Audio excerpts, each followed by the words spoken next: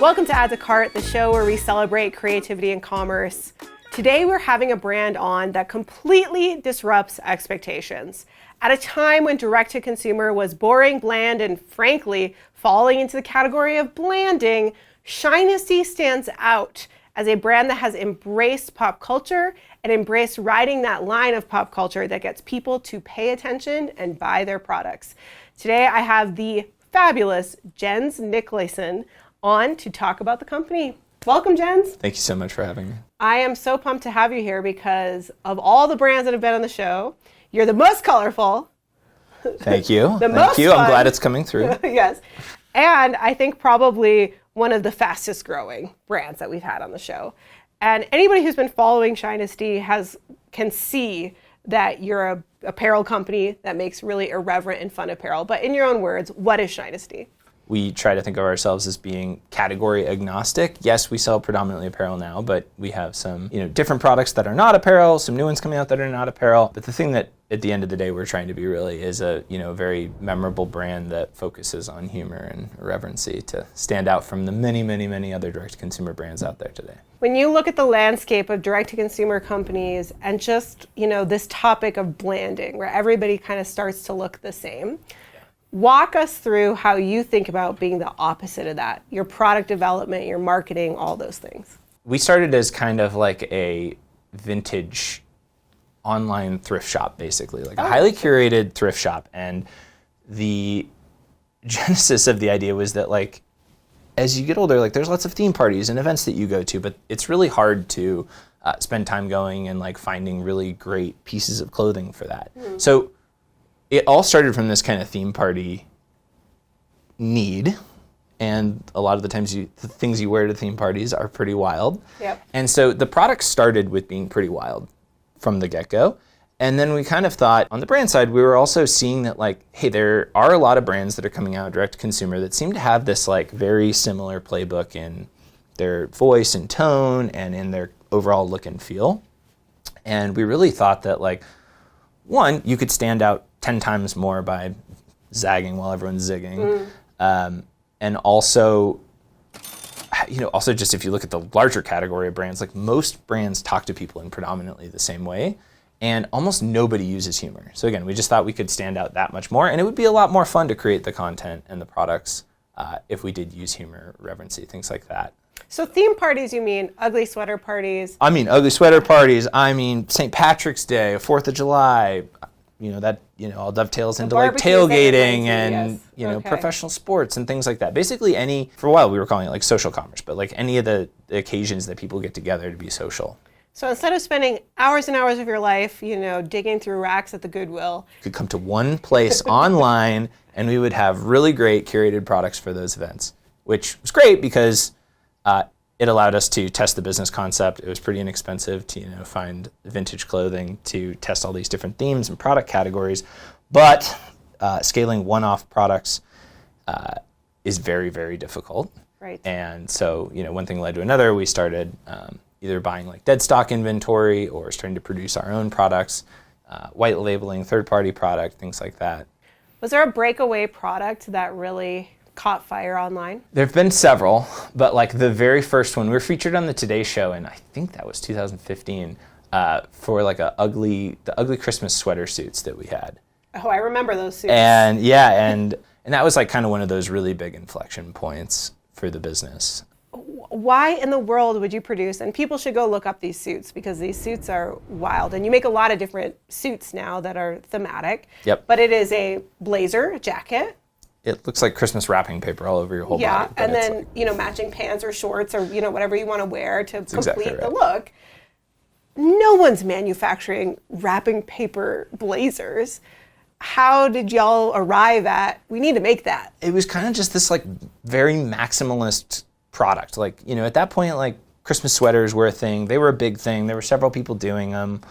We could sell those, but, we need something that's going to be, very different and hopefully inherently viral, and that was a really great product to kind of get behind, and it worked out great. The next big inflection point for the brand really came when we applied this really in-your-face, funny brand to a really mass market category, and that was underwear. And then that was kind of another really big inflection point. I want to understand who buys this. Who is your customer? It's a lot larger than you might think, and there's a couple reasons we believe in that, because like everybody has occasions for these in their lives, and just because the brand is wild doesn't mean every one of our products is wild. But anyway, our audience, like from these studies that we've done, is like shockingly diverse. We've got everything from very high income, right-leaning conservatives to very young college students. And we actually do have a wide variety of product. While we have mostly really irreverent, loud ones sitting out here on the table right now, our number one product on the site is black underwear. That's because these products are really great for getting people in the door and standing out. Someone's driven to the website with this. What gets you to the website is not necessarily what you need to buy, or what's funny to have one or two of is not necessarily what you want to have and wear every single day of the week. So when you look at your customer retention and you look at the mechanisms you're really using as a brand to keep people coming back, what are some of the tips and tricks you have for constantly bringing this jolt of product joy to people's lives? The number one thing I think that any brand should focus on for bringing people back to their brand is a great product that people cannot live without. One, because you can't outmarket a bad product. Or you can get someone in with a product that's not great, but you can't get people to keep buying it.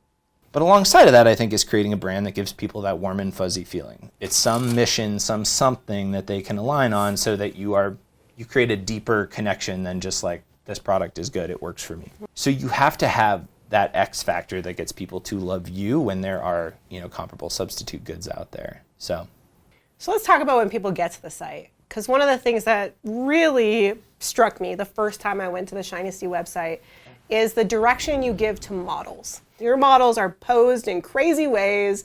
They're often doing things that are maybe slightly on the line of being a little bit offensive, a little bit tongue-in-cheek, a little bit funny.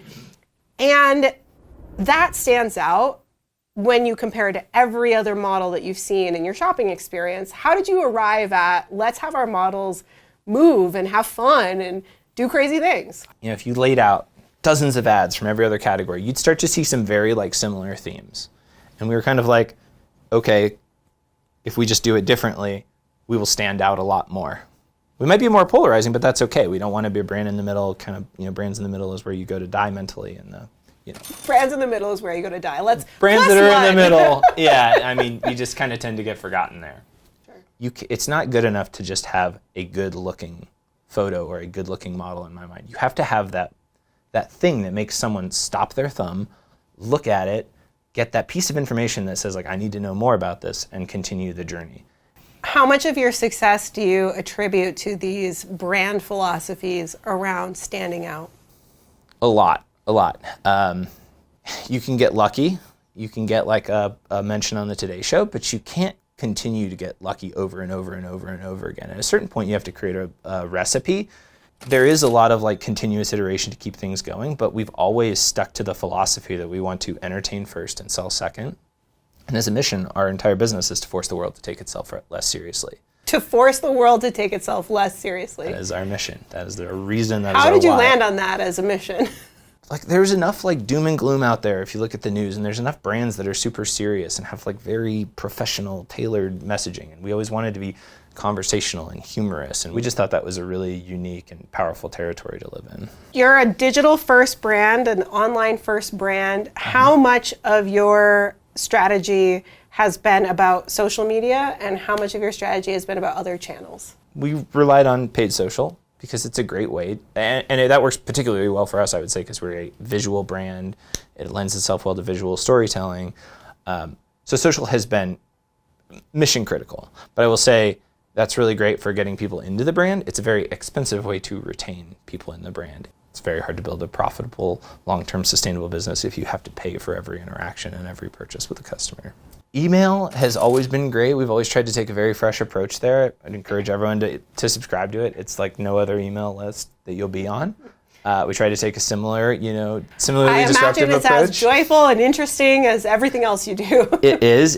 The team works incredibly hard on every single email. I don't even know how many hours go into every single one, but everyone is a massive labor of love. SMS is similar, but shorter character count.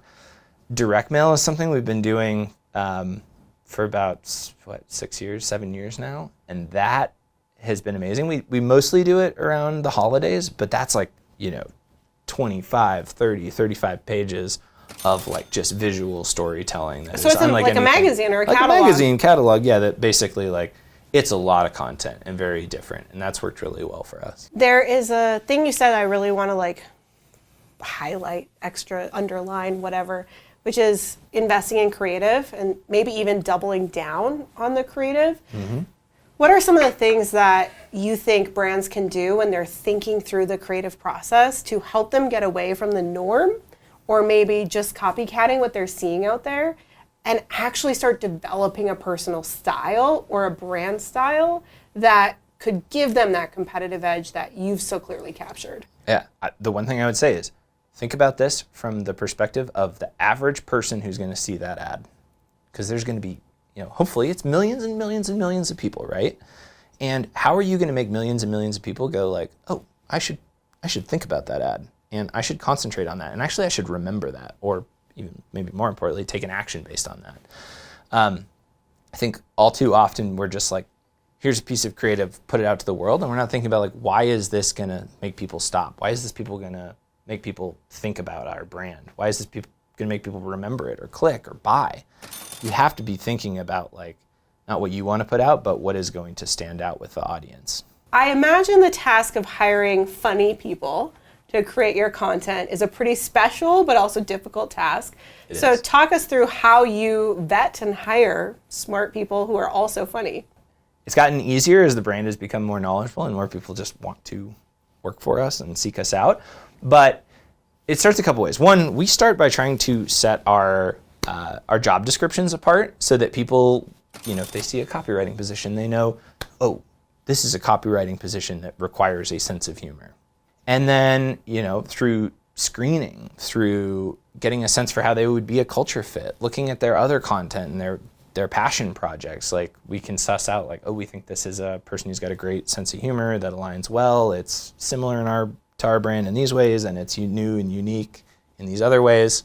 Building a cohesive culture that aligns with our core values is the only way to build like a long-term sustainable, functional organization, we think. So there are certain things that are more important for creative roles. However, if you're in finance, accounting, product development, like you still have to be a great fit within this culture. You still have to appreciate our brand and our mission. You have made a bevy of products that just defy people's expectations and bring a lot of joy to people's lives. What are some of your favorite products? I would say definitely our swimmable like denim. Swimmable denim? That was a really bad way to say that. We have like denim swim trunks, denim swim briefs that are really funny. Those have kind of been a long time staple. And then our underwear. I think I wear them every single day. Our team wears them every single day. Jens, this is the part of the show where you get to promote the business. So you can look at that camera over there and tell people where they can go buy some Shinesty. You can just Google Shinesty, Shinesty. Whatever you do, head to our website, come see their hilarious products, come check out our hilarious marketing, join our email list so you can see all the love and hard work that goes into that. Thank you guys all for tuning in. If you learned something from Jens today, please like this video. And if you are building an e-commerce store and trying to be better, smarter, faster, and wiser by learning from people who have done it before and are kind of doing it better than anyone else, then you need to subscribe to Add to Cart. Jens, thank you for being here. Thank you so much for having me.